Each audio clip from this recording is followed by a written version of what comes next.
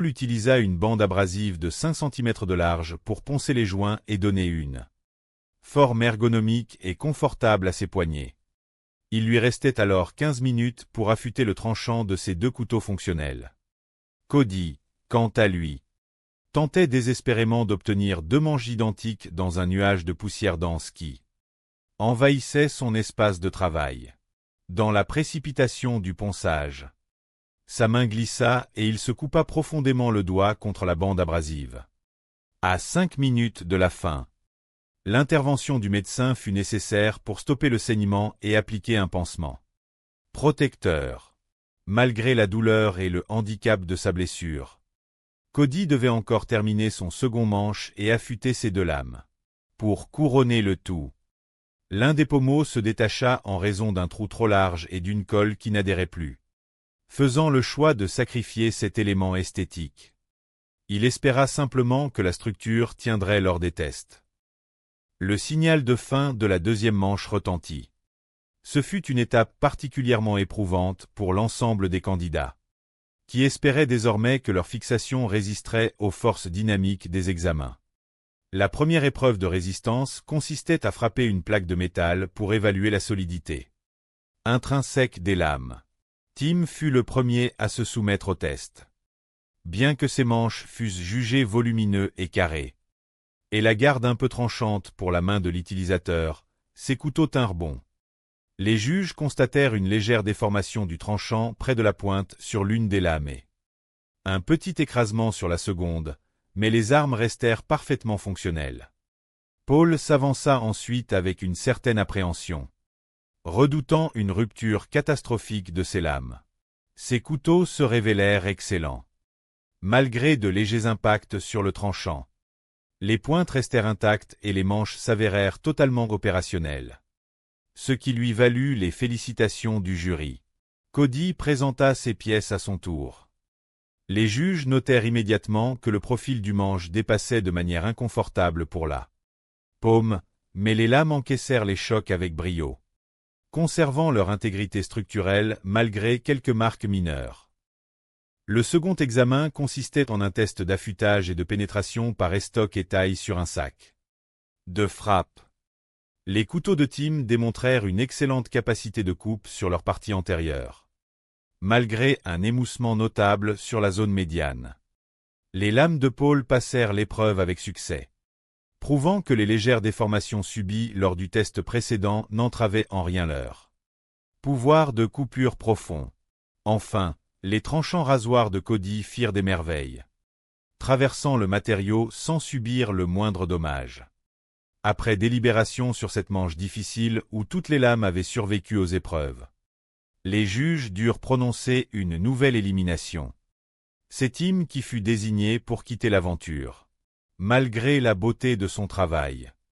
Les déformations subies par ses lames et l'inconfort flagrant de ses manches trop massifs firent pencher la balance en sa défaveur. Remercié chaleureusement pour sa combativité et son esprit positif, Tim quitta la forge en déclarant avec philosophie que la victoire n'était qu'éphémère tandis que l'apprentissage restait éternel, affirmant qu'il resterait forgeron jusqu'à son dernier souffle. Paul et Cody, désormais finalistes, reçurent les félicitations d'usage et découvrirent le sujet de leur ultime confrontation. Ils disposaient de 4 jours dans leur forge personnelle pour recréer une arme historique. Légendaire, la Cinque Dea. Cette épée courte, emblématique de la noblesse de l'Italie du Nord des XVe et XVIe siècles, tirait son nom signifiant 5 doigts de la largeur exceptionnelle de sa lame au niveau de la garde. Sa silhouette triangulaire à double tranchant se caractérisait par la présence de multiples gouttières sur chaque face, conçue pour alléger considérablement l'arme tout en préservant sa rigidité pour porter des coups. Redoutables. Par le passé, une version réduite de cette arme avait déjà mis à rude épreuve les compétences des candidats de l'émission, y compris celle du juge invaincu Ben Abbott.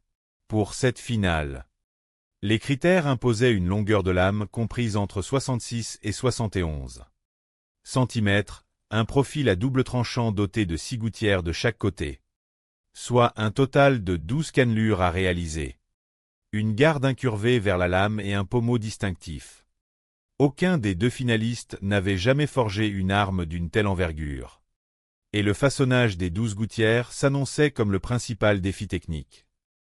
De retour chez lui à Homer Glen, dans l'Illinois, Paul décida de se lancer dans la fabrication d'un acier de Damas pour rivaliser avec la maîtrise reconnue de Cody dans cette technique. Cependant, lors de l'étirement de son premier bloc sous le marteau-pilon, une fissure majeure apparut dans le métal. Conscient que le temps nécessaire pour recommencer un nouveau feuilletage compromettrait ses chances de terminer dans les délais, Paul prit la sage décision d'abandonner le Damas pour la lame et d'utiliser une plaque d'acier homogène de type 80 CRV2, un matériau fiable qui lui permettrait de se concentrer sur la perfection des finitions. De son côté, Cody choisit de diviser son travail en forgeant 2 blocs distincts. Le premier en acier de Damas pour la garde et le pommeau, et le second, beaucoup plus massif, pour la lame elle-même. Passionné par le rendu visuel du Damas, il mit toute son énergie à tordre le métal à haute température pour obtenir un motif complexe de 155 couches combinant les aciers 15N20 et 1084. À la fin de la première journée, les bases étaient posées. Le deuxième jour fut consacré au forgeage des profils et au creusement des fameuses gouttières. Paul obtint une lame droite et d'une grande rigidité grâce à un traitement thermique maîtrisé. Pour Cody, le creusement des 6 cannelures sur chaque face exigeait une régularité parfaite pour ne pas affaiblir la structure ni traverser le métal. Une fois cette étape franchie avec succès, il passa à la trempe de sa longue lame.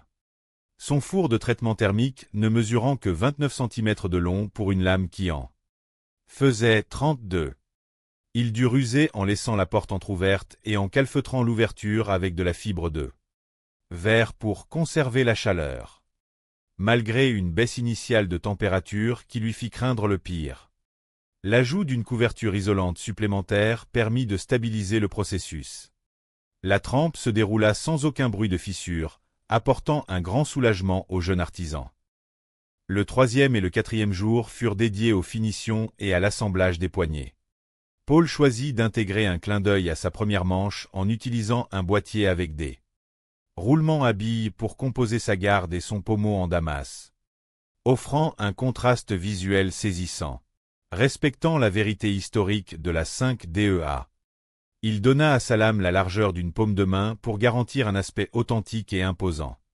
Cody finalisa également sa garde incurvée et son pommeau, arrondissant le manche pour offrir une prise en main optimale avant de procéder à l'affûtage final des 2 tranchants. Bien que Paul possédât 10 ans d'expérience de plus que son jeune rival, Cody abordait le jugement final avec sérénité et confiance en son travail. Les 2 finalistes retournèrent sur le plateau de la Grande Forge pour présenter leurs 5DEA. Terminé. Les 2 épées suscitaient l'admiration par leur robustesse et leur aspect redoutable. Paul décrivit sa création comme une lame en acier 80 CRV2 à soie traversante, dotée d'un manche forgé en acier de Damas orné de motifs subtils.